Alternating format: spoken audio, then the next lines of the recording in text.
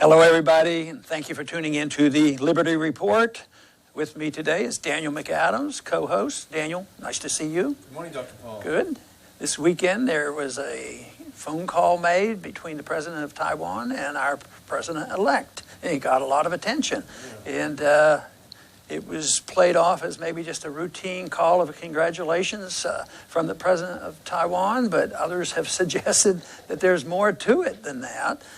Because it's unusual. Isn't it true that it's rarely done, especially with Taiwan, because of the unusual arrangement with Taiwan and China that our administrators, our government has not really dealt in the open, even though we sell them plenty of weapons and we have at least a commitment which is expected, by us that we would always defend Taiwan. But this was unusual for this phone call to take place, wasn't it? Yeah, it's the highest level call between the two in a number of decades, I think 20-some years, 25 years. And, it was probably sold as just a mutual congratulation, but obviously the symbolism is much greater, much more important than that. Certainly when China, the People's Republic of China, sees it, the symbolism is much more important than just a phone call. Yes, and people are trying to figure out, what it's all about, and there's a little bit of debate on who made the call, but I think that's pretty insignificant. I think it has to be a mutual arrangement, and it usually would occur with the staff.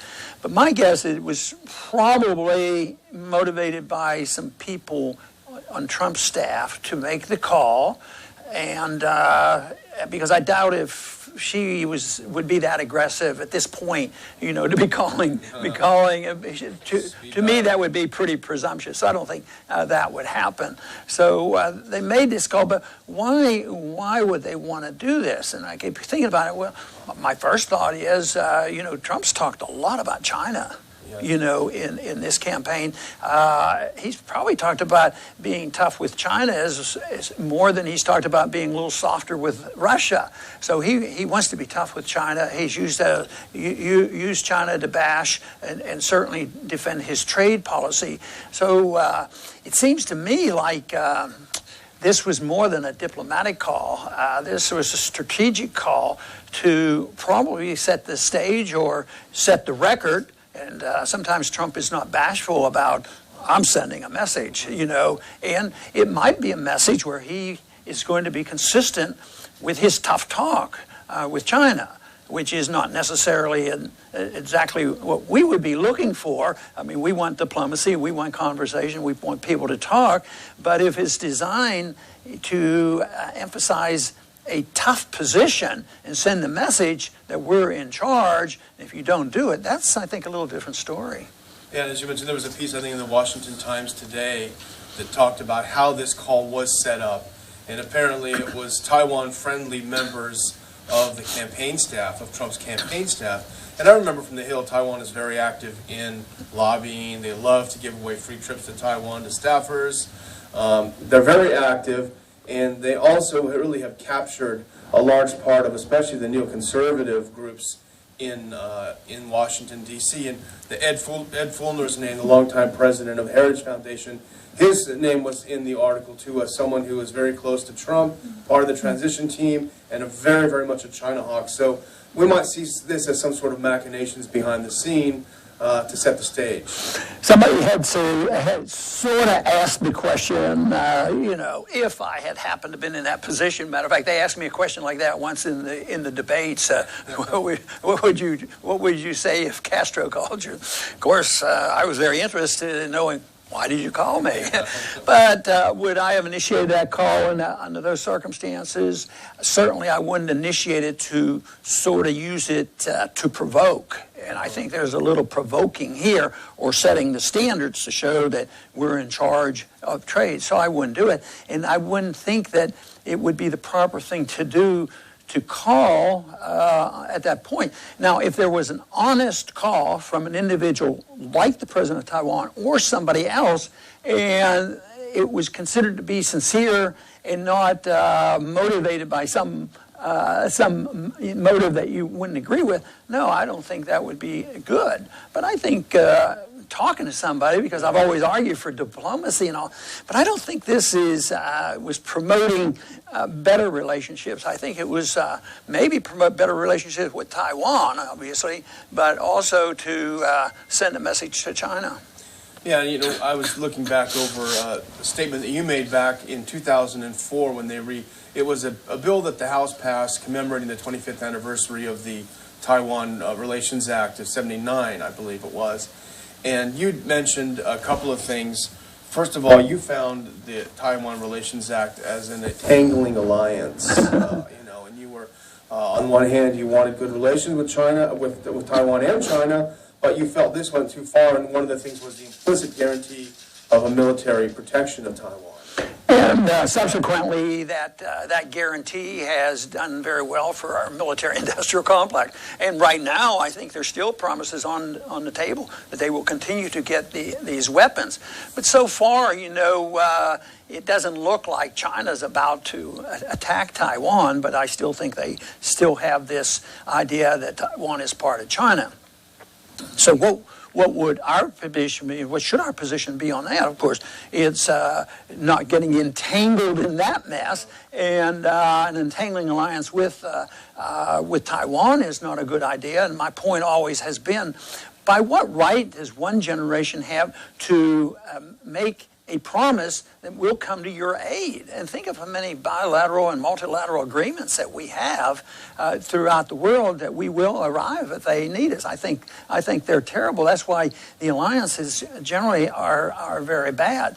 But I think that China, are probably not too happy with this. But I don't think, what can they do about it? They're not going to probably give up all this trade going on. That's why I don't worry too much about the South China Sea, because there's many, many dollars worth of trade going up there, and I think China benefits the most, from the trade, and they haven't. It's admitted, even the people who are complaining about the aggressiveness of China and dredging up these new islands, they've never tried to impede the vessels that are participating in trade. Well, you remember at the end of the Clinton administration and early Bush before 9/11, a lot of the China hawks in Washington were really pushing the China threat. There were a lot of books being written about it. 9/11 came, that sort of sidelined it. And then the sort of confrontation with Russia came, and that sidelined it. Well, maybe if Trump, as he says, wants better relations with Russia, maybe the China hawks are coming back, to make a push. But, there's a lot of trade implications to this early confrontation with China on the Trump side. And one of the things he did, which we talk about motive even in the title, he had a little Twitter storm after this call, and he was pretty aggressive. And one of the things he pointed out, he was angry about China devaluing its currency to make its products cheaper in the U.S. That was something he's upset about. I think he has a hard time proving that, because, the yuan for a while there was increasing during all this period of time. Oh, they're devaluing, but we were the reserve currency of the world, and we kept our currency where we maximized our trade and getting cheap products. And also, I don't think they have that. Right now, the yuan has gone down because they're having some trouble, but that's market forces and all. No, I think that was part of just the badgering that goes on. And this whole thing, to me, makes me leery, because one thing, Trump has received criticism be flip-flopping, say on NATO and different things, but he's been pretty consistent on trade. He doesn't believe in free trade. Mm-hmm. He believes you should be tough on free trade, and that it should be, not pussyfooting around. You take, for instance, he's taking a lot of credit for saving these 1,000 jobs, in Indiana. Oh, yeah. But, that bothers me, because it doesn't have much to do with free trade. Yeah, it'd be great if he could save jobs. And, some people who believe in the free market and these problems, praise them, say, well, part of the deal was they were going to lower taxes. This much, $7 million, the state was going to lower their taxes. So that had nothing to do with that deal. I think that deal was grandstanding. And because they're, United Technology, that owns Carrier, gets a lot of bucks from us. Yeah. I mean, and 10% of their business comes from our trade and our military. That what we've said, right? So, last year they had a profit of $5 billion and $6 billion came from us, So it's one of those things that I just don't think is the answer. But the one headline that caught my attention on this that dramatizes how far removed this is from moving toward free markets and free trade rather than protectionism, intimidations, and threats. So here's an article that came out, that I think this came out from the Washington Post. Trump vows to punish firms moving overseas. Well, yeah, it is bad that they're moving overseas. But why are they moving overseas? He has half of that right. Too many regulations, not enough lower taxes. Yes, I think they need better taxation. He should be talking about why this country needs to get the corporate tax down to 15% and not saying, look, you're going to do it because I'm tough. I'm going to punish you.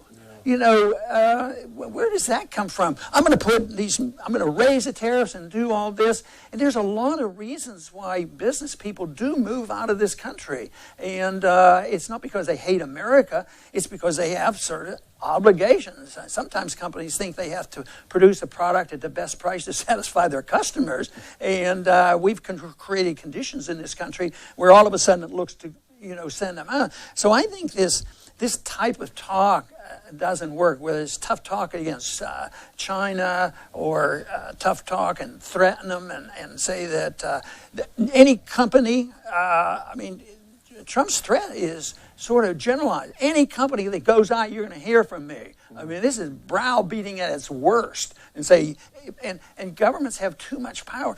People who believe in this stuff sort of think, well, there's nothing illegitimate about these threats and innuendos about a president.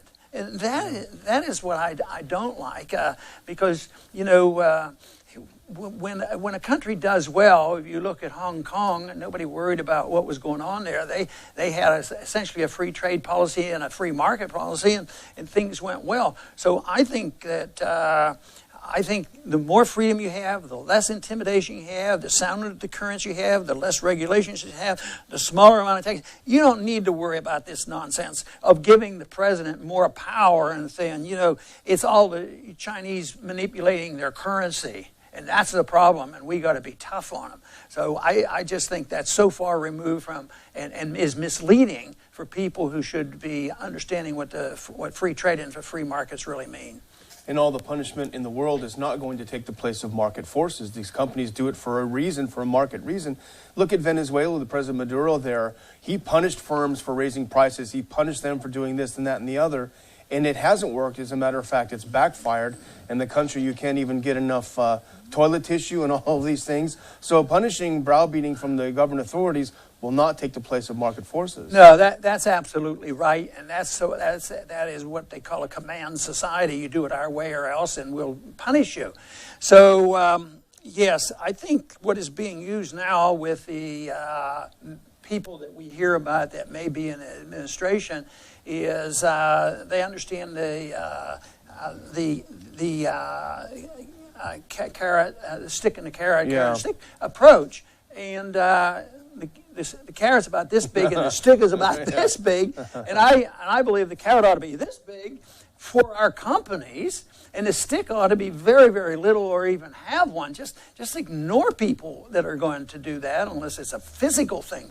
But this whole idea that you can manipulate trade, it's like this, and manipulate currencies and blame them for it and think, all we need is a big wall, and this will solve our problems, with our problems here in this country. It's so far removed from what I see as an ideal free society where people make the choices, not politicians who have artificial authority to do things that they shouldn't even be doing.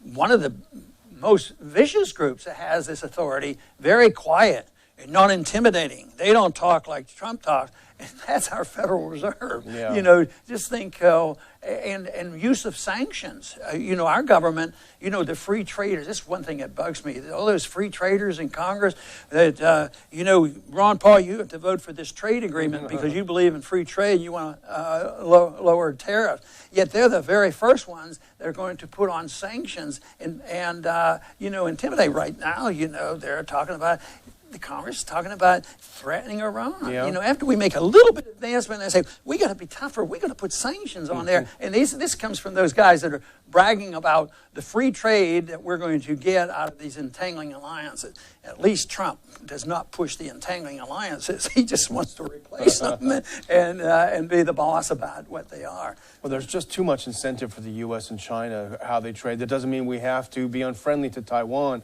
but there's too much at stake with our relationship with China. And you know what? I think I've always wished that that trade was going on since the Soviet system broke down would neutralize antagonism toward Russia, and that the same thing would happen with China. In a way, I think it is. At least, you know, there's the pretense by the war mongers and the military-industrial complex and all these weapons and missiles being built. The big problem is it might get out of hand. But just think, you know, why in the world do we have to put naval vessels over in the South China Sea because those countries over there fighting over an island? You know, it reminds me of the biggest debate in the 1960 campaign between Kennedy and Nixon was, what would you do if Quemoy Matsu would be attacked by China? You know, and that was it. And I don't even know if it's 5 square miles that was involved there. So we get carried away. And the answer and the reason, obviously, is government's too big. They have too much power. People should be left alone, and we should live in a free society, and people ought to reject the use of force individually, as well as our governments ought to give up the issue of using force to try to mold people, to regulate the economy, and to tell other nations how to live. Believe me, if we had more of that, we would have a lot more peace and a lot more prosperity, and we wouldn't be tinkering around the edges here trying to point the finger at the people who should be blamed for so many problems that we have, and not looking to ourselves to make sure that we're doing a good job. If we do a good job and protect liberty here and we become prosperous, others will look to us and want to emulate us. That is the way we ought to spread our message. We don't need to threaten and intimidate others to try to do the things that we think they should do. I want to thank everybody for tuning in today to the Liberty Report, and please come back soon.